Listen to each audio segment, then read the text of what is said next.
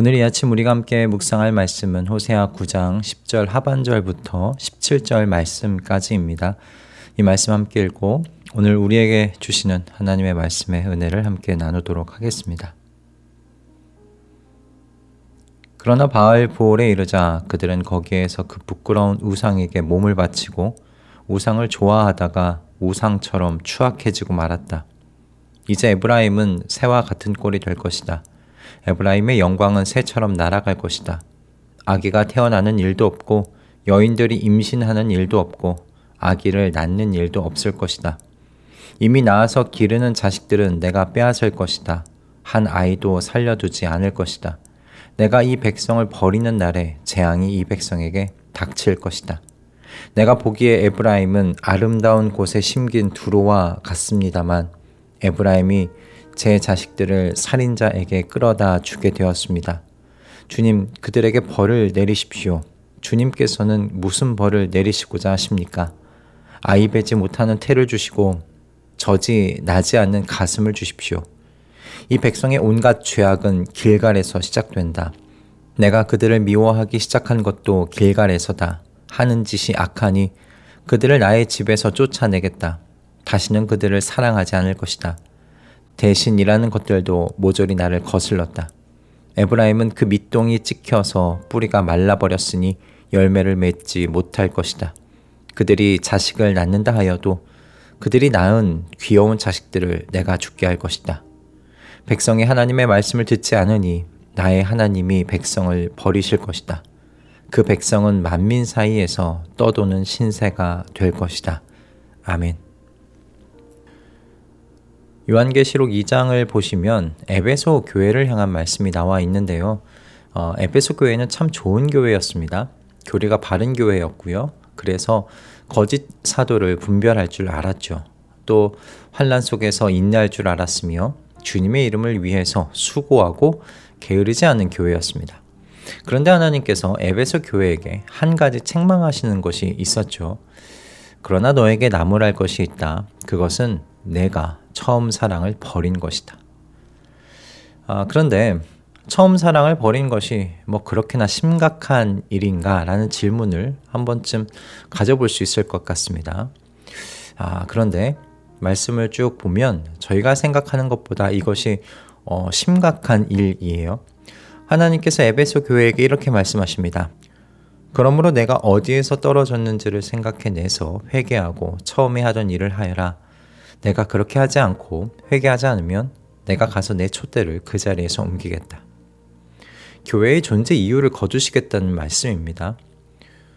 참 당황스럽죠. 교리도 바르고 봉사도 열심히 하고 거짓 가르침도 분별할 줄 알 만큼 성숙한 교회였습니다. 그런데 처음 사랑이 없다는 그 이유로 교회의 존재 이유를 거두시겠다고 말씀하세요. 왜 하나님께서 이처럼 처음 사랑을 강조하시는 걸까요? 왜냐하면 여러분 사람은요 사랑하는 대상을 반드시 닮아가게 되어 있기 때문입니다. 사랑의 대상이 달라지면 결국 그 달라진 사랑의 대상을 닮아가게 되어 있습니다. 하나님을 사랑하면 하나님을 닮아갈 것이지만 하나님이 아닌 것을 사랑하기 시작하면요 사람은 하나님이 아닌 그 다른 것을 닮아가게 됩니다. 그러니 촛대를 옮기실 수밖에 없는 거죠. 사람은 사랑하는 대상을 닮아가는 존재라는 이 영적인 원리가 바로 오늘 본문에서도 그대로 나타나는 것을 보게 됩니다. 오늘 본문 10절 하반절의 말씀입니다. 그러나 바알보올에 이르자 그들은 거기에서 그 부끄러운 우상에게 몸을 바치고 우상을 좋아하다가 우상처럼 추악해지고 말았다. 여러분이 마지막 한 문장 우상을 좋아하다가 우상처럼 추악해지고 말았다. 여러분 이 말씀이 오늘 본문 전체의 열쇠입니다. 어제 우리가 본 10절 상반절 말씀을 보시면 하나님이 이스라엘을 처음 만났을 때를 회상하시죠. 그래서 어제 설교에서 나눴듯이 이 말씀에는 하나님의 벅찬 기쁨이 담겨 있다. 그렇게 나눴었습니다. 메마른 광야에서 예기치 않게 포도송이를 발견한 그 나그네의 기쁨, 무화과 나무에서 제철에 막 익은 첫 열매를 본 농부의 기쁨, 하나님께서 이스라엘 보시며 그렇게 기뻐하셨다는 거예요. 그런데 같은 절 안에서 갑자기 그러나가 등장합니다. 그러나 바알볼에 이르자 그들은 거기에서 그 부끄러운 우상에게 몸을 바치고 우상을 좋아하다가 우상처럼 추악해지고 말았다. 이 바알볼은 민수기 25장에 등장하는 사건이지요. 가나안 땅에 들어가기 직전에 이스라엘이 모압 여인들과 음행하고 바알 우상에게 절한 사건입니다. 이 음행의 결과를 성경은요, 자신들이 사랑한 것처럼 가증한 것이 되었다라고 소개합니다. 시편 115편 8절의 말씀에도 같은 말씀이 등장합니다. 우상을 만드는 사람이나 우상을 의지하는 사람은 모두 우상과 같이 되고 만다. 네, 그렇습니다. 내가 사랑하는 것이 결국 나 자신을 규정합니다. 나 자신이 무엇을 사랑하느냐가 결국 나 자신이 누구인지를 결정하는 것이죠. 그리고 여기서 정말 무서운 건요, 내가 사랑하는 대상을 닮아가고 있다는 그 자체를 모른다는 데 있습니다. 아름다운 대상을 사랑해서 나도 모르게 그 대상을 닮아간다면 그거 얼마나 다행한 일이겠습니까? 그런데 여러분, 그 반대라면요, 그건 정말 끔찍한 일입니다. 추악한 대상을 사랑해서 나도 추악해져 가는데 그걸 모르는 겁니다. 얼마나 끔찍한 일입니까? 그런데 이스라엘이 꼭 그랬다는 거예요. 광야의 포도송이 첫 열매의 그 귀하고 신선한 모습은 이미 사라졌는데 자신들은 여전히 하나님의 귀한 백성이라고 여기고 있었으니까요. 여러분, 우리라고 다르지는 않습니다. 우리도 똑같습니다.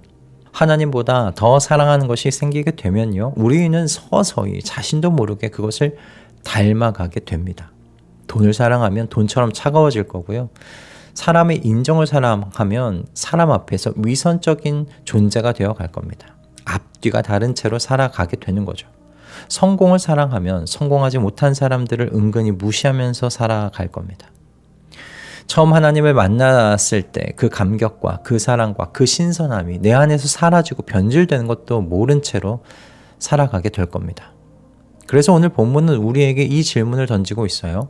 지금 내가 사랑하고 있는 것은 무엇입니까? 라는 질문입니다. 여러분, 이스라엘이 하나님이 아닌 다른 것을 사랑한 결과가 무엇인지 11절 이하에 기록되어 있습니다. 11절 이하의 말씀을 한마디로 정리하자면 저는 이렇게 정리할 수 있을 것 같아요. 생명의 근원이신 하나님을 떠났으니 그 결과 생명이 끊어진다 입니다. 출산이 멈추고 잉태가 멈추고 낳는다 해도 하나님께서 대항하시는 적이 되셔서 그 세대를 끊으시겠다고 말씀하시잖아요. 생명의 근원이신 하나님을 떠나 보니 생명이 끊어집니다. 에브라임의 뿌리가 말라서 열매를 맺지 못한다고 하십니다. 광야에서 포도송이를 내던 그 나무가 뿌리가 말라버린 나무가 되어버린다고 말씀하십니다. 처음 생명력이 충만했던 그 모습은 온데간데 사라지고 생명력이 없는 모습으로 남아 있습니다. 이 정도로도 우리는 생명의 근원을 떠난 결과가 얼마나 참혹한지를 충분히 상상할 수 있는데 호세아 선지자는요, 우리들에게 더 비참한 자리를 보여주려고 합니다. 14절에 호세아의 기도가 나와 있어요. 주님, 그들에게 벌을 내리십시오. 주님께서는 무슨 벌을 내리시고자 하십니까? 아이 베지 못하는 태를 주시고 저진하지 않는 가슴을 주십시오. 이 기도가 보면 그냥 저주를 하는구나 싶습니다. 그런데 잘 생각해 보시면요, 선지자의 가슴 찢어지는 기도로도 읽을 수가 있어요. 이스라엘의 자녀들이 태어나서 적군의 칼에 죽는 것을 보느니 차라리 태어나지 않는 것이 자비라는 거죠. 생명의 근원을 떠난 결과가 얼마나 참혹한 것인지를 선지자가 이렇게 저희들에게도 경고해주고 있습니다. 그러니 생명의 근원이신 하나님을 떠나지 말아라. 처음 사랑을 유지하면서 살아라. 그렇게 우리에게 말해주고 있는 거죠. 하나님께서도 이렇게 처음 사랑을 버리고 우상을 따라서 우상처럼 추악해진 이스라엘을 나의 집에서 쫓아내겠다고 하세요. 다시는 그들을 사랑하지 않을 것이다. 이렇게 말씀하셨잖아요. 하나님께서도 그러실 수밖에 없으시겠다 싶습니다. 하나님을 전혀 닮지 않은 이방인과 같은 존재, 하나님의 통치를, 하나님의 다스림을 거부하고 내 마음대로 살아보겠다고 말하는 존재를 어떻게 하나님의 집에서 어우러져 살아갈 수 있도록 하실 수 있겠습니까? 그러니 17절의 말씀과 같이 그 백성은 만민 사이에서 떠도는 신세가 되는 것이죠. 뿌리가 마른 나무에서 이제 바람이 나는 겨와 같은 존재가 되어버리는 겁니다. 이것이 생명의 근원을 떠난 결과입니다. 그럼 이제 이들의 운명은 이렇게 결정되는 걸까요? 하나님께서 쫓아내셨으니 그럼 이렇게 끝인 걸까요? 조금 뒤로 가보시면 하나님께서 이렇게 말씀하시는 장면을 우리가 만나게 됩니다. 너를 버리려고 하여도 나의 마음이 허락하지 않는구나. 너를 불쌍히 여기는 애정이 나의 속에서 불길처럼 강하게 치솟아 오르는구나. 아무리 화가 나도 화나는 대로 할 수가 없구나. 쫓아내신다고 하시면서도 차마 놓지 못하시는 하나님의 마음이 잘 나타나 있습니다. 사랑하지 않겠다고 하시지만 사실은 사랑하지 않을 수 없는 하나님의 찢어지는 마음이 이 말씀에 숨겨져 있지요. 앞에서 말씀드린 에베소 교회를 생각해 보면 하나님은 과거나 지금이나 변함없으시다는 걸 생각하게 됩니다. 그러므로 내가 어디에서 떨어졌는지를 생각해내서 회개하고 처음에 하던 일을 하여라. 에베소 교회가 어디선가 떨어진 거죠. 하나님을 향한 처음 사랑을 어디선가 놓치고 다른 대상을 사랑하기 시작한 겁니다.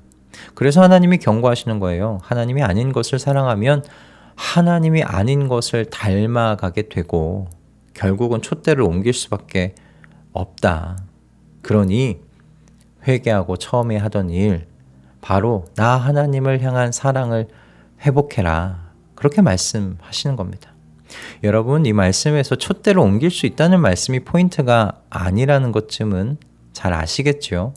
그게 포인트가 아니라 너가 회개하고 나를 향한 그 처음 사랑을 회복해서 계속해서 나를 닮아가기를 원한다. 여러분, 이것이 포인트죠. 여러분, 오늘 내가 사랑하고 있는 것이 무엇인지, 내가 사랑하고 있는 그것이 나를 지금 어디로 이끌어가고 있는지 생각해 보시는 아침이 되실 수 있기를 주님의 이름으로 축복합니다. 하나님을 만나고 그 사랑 안에서 내가 사랑하는 대상이신 하나님을 닮아가고 있는 중인지를 깊이 살펴보시는 우리 말씀동행 가족분들 다 되시기를, 그런 축복의 아침이 되시기를 주님의 이름으로 축복드립니다. 할렐루야. 기도하겠습니다. 주님, 저희는 사랑하는 대상을 닮아가는 존재라는 사실을 오늘 이 아침 일깨워 주셔서 감사합니다. 세상 속에서 무한 경쟁과 성공을 위한 열심으로 둘러싸여 나도 모르게 그런 세상의 흐름에 떠밀려 살아가고 있었음을 고백합니다. 주님, 늘 깨어서 내가 지금 사랑하는 대상이 나를 사랑하사 나를 위하여 자기 목숨을 버리신 하나님이신지를 살펴보게끔 인도하여 주시옵소서. 언제나 나의 사랑의 대상이 세상에 있는 것이 아니라 나를 구속하신 하나님 한 분 되게 하여 주시옵소서. 그래서 내가 사랑하는 하나님을 닮아가는, 그렇게 신의 성품에 참여한 사람으로 살아가는 저희 모두가 되게 하여 주시옵소서. 예수 그리스도의 이름으로 기도드립니다. 아멘.